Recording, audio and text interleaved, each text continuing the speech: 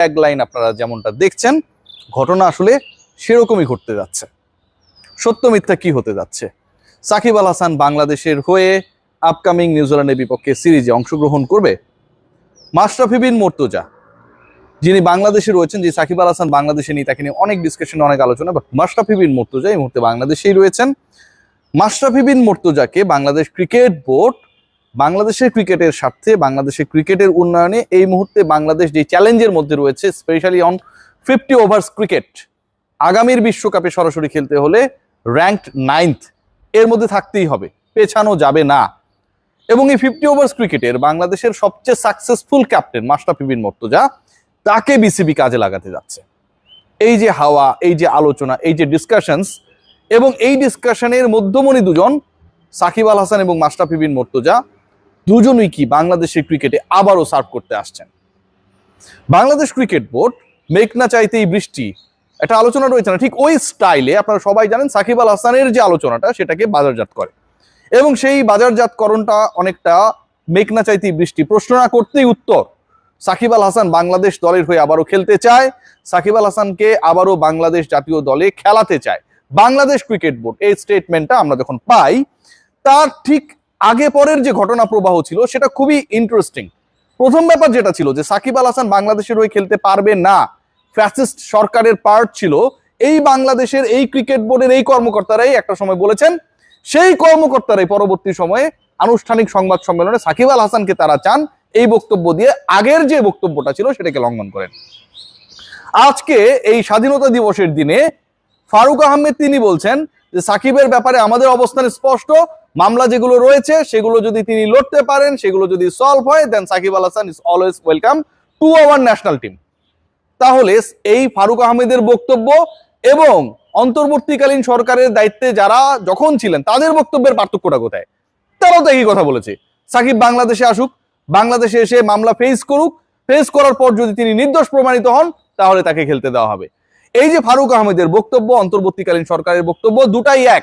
মাঝখানের যে বক্তব্য ছিল যে সাকিবের মামলা নিয়ে সকল কর্মকাণ্ড বাংলাদেশ ক্রিকেট বোর্ড হ্যান্ডেল করবে since Shakib Al Hasan is not at the country.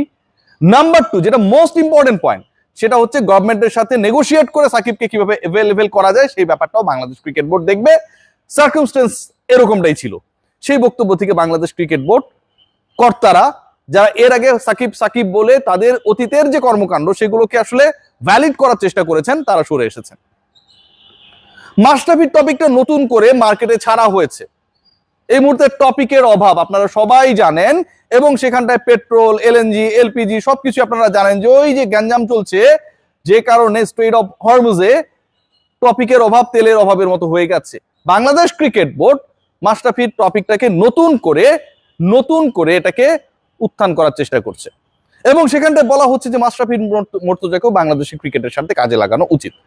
যেখানটায় জনপ্রিয়তা রয়েছে, পাবলিক সাপোর্ট রয়েছে, ফ্যান বেস রয়েছে, মানুষ এরকম কথা বললে সেটা তারা খাবে, সেই বক্তব্যটা দিয়ে মাশরাফি বিন মুর্তজাকে এই মুহূর্তে বাংলাদেশের ক্রিকেটে রেলেভেন্ট করার একটা বক্তব্য, জাস্ট যেটা আইওয়াজ, সেই কাজটা বাংলাদেশ ক্রিকেট বোর্ডে কর্মকর্তারা ইনিয়ে বিনিয়ে সুর তাল লয়ে বিভিন্নভাবে ছড়ানোর চেষ্টা করছেন। বাট এটা কি আসলে রিয়েলিটি?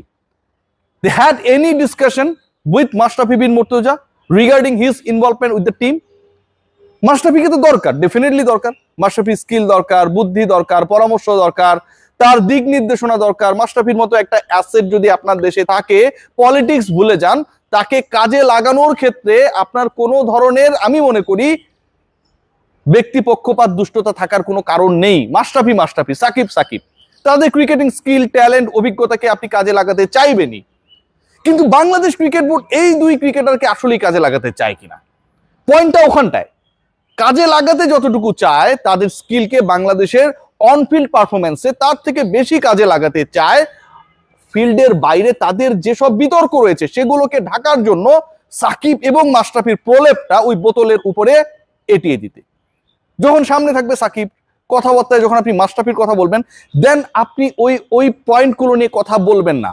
বাংলাদেশের ক্রিকেটে এখন কোন পয়েন্টে কথা হচ্ছে সেই পয়েন্টে যে সিটিং ডিরেক্টরসদের দুর্নীতি, সিটিং ডিরেক্টররা এমন কিছু কর্মকাণ্ড করেছে যেটাতে বিশাল আর্থিক অসঙ্গতি, আত্মসাতের মতো বিষয়গুলো সাধারণ মানুষ যারা ভুক্তভোগী তারা তুলে আনছে। এই পয়েন্টগুলোকে জাস্ট পাশে ঠেলে রাখার জন্য আপনি একসময় যাদেরকে ফ্যাসিস্ট বলেছিলেন তাদেরকে এখন আপনি সামনে নিয়ে আসছেন, কারণ তাদের প্রতি, তাদের ক্রিকেটের নিবেদনের প্রতি, পলিটিক্স বলে যান, আবারও বলছি, মানুষের সাপোর্ট রয়েছে, তাদের অ্যাবিলিটির ব্যাপারে মানুষের সমর্থন রয়েছে, আত্মবিশ্বাসের জায়গা রয়েছে। সো ক্রিকেট বোর্ড থেকে যখন বলা হবে যে আমরা সাকিবকে খেলাতে চাই, আমরা মাশরাফিকে কাজে লাগাতে চাই, তখন মানুষ সেটা লুফে নেবে, মানুষ ভুলে যাবে যে এখানটায় অন্য এমন কিছু ঘটছে যে এই জিনিসটা আসলে সাপোর্টেবল না। একটা মাঠে চিন্তা করতে পারেন যে এই ক্রিকেট বোর্ডের একজন সিটিং ডিরেক্টর, ফ্যাসিলিটিস কমিটির দায়িত্বে যিনি রয়েছেন সানিয়ান তানিম, তিনি চট্টগ্রামের যে মাঠটা রয়েছে সেই মাঠে যে পর্যাপ্ত পানি, সেই পানি নিশ্চিতের চেষ্টা করেছেন, অথচ বাংলাদেশ ক্রিকেট বোর্ড তার সেই চেষ্টাকে আটকে দিয়েছে। এত কোটি টাকা রয়েছে কিন্তু আপনি একটা পানির জন্য প্রয়োজনীয় ডিপ টিউবওয়েল বা পাম্প অথবা ওই প্রপার পানিটা ইনশিওর করার জন্য মাঠে আপনি কোনো কাজ করতে দেবেন না। ভাবা যায় এই ঘটনাগুলো এখানটায় ঘটেছে। এই ঘটনাগুলোকে আপনারা আইওয়াশ হিসেবে বলতে পারেন যে এটা হচ্ছে আসলে উদ্দেশ্য ছিল না। ডেফিনেটলি ভাই, ক্রিকেট বোর্ডের সবার উদ্দেশ্য তো খারাপ ছিল না। ইশতিয়াক সাদেক পদত্যাগ করেছেন, আমজাদ হোসেন পদত্যাগ করেছেন, সানিয়ান তানিমরা তাদের যেসব পজিটিভ অ্যাক্টিভিটিস রয়েছে সেগুলোকে বাস্তবায়ন করতে গিয়ে বাধার সম্মুখীন হয়েছেন, despite being the director of this board. বোর্ডের বাইরে কারা আছে ভুলে যান, বোর্ডের ভেতরের লোকরা ভালো কাজ করার চেষ্টা করেও সেটা পারেন নাই।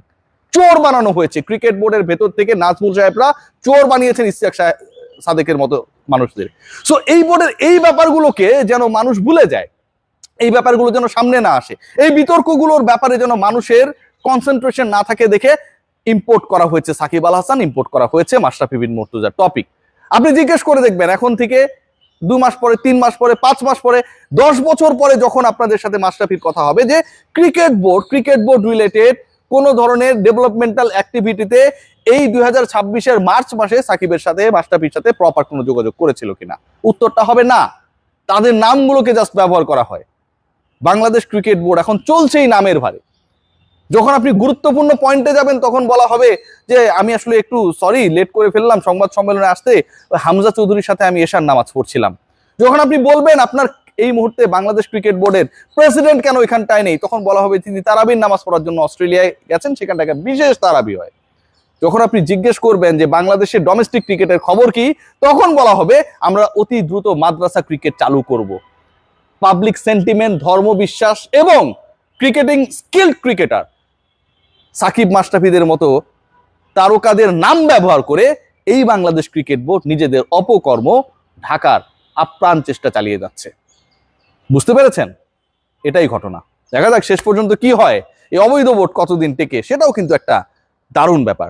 আর একটা কথা বলতে চাই, একজন ডাইরেক্টর তিনি আজকে বলেছেন যে তাকে নিয়ে যারা বা যে সমালোচনা করে, হি মিন্ট মি, আমাকেই তিনি আসলে মিট করেছেন, তাই না? মিন্ট মি, যে তার আসলে ক্যারিয়ারের বয়স কত, 10-15 বছর।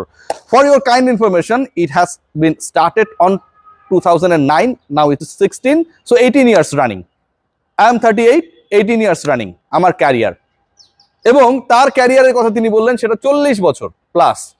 এখন আমার ক্যারিয়ার যদি আমি কম্পেয়ার করি বা বলার চেষ্টা করি যে ঠিক আছে আমার ক্যারিয়ারও হচ্ছে 60 বছরের, যেহেতু তিনি বলছেন যে আমার ক্যারিয়ার, আসাদের ক্যারিয়ার কত দিনের, হ্যাঁ 15 বছরের ক্যারিয়ার নিয়ে এসে 40 বছরের একজনের সাথে আলোচনা করতে আসে, চ্যালেঞ্জ জানাতে আসে, তার ক্যারিয়ার তো এত দিনের না। তাহলে আমি যদি দাবি করি বা আমি যদি দাবি করার চেষ্টা করি যে ঠিক আছে আমার ক্যারিয়ার 60 বছরের, তাহলে তো আমি তার বাবার বয়সী হয়ে গেলাম।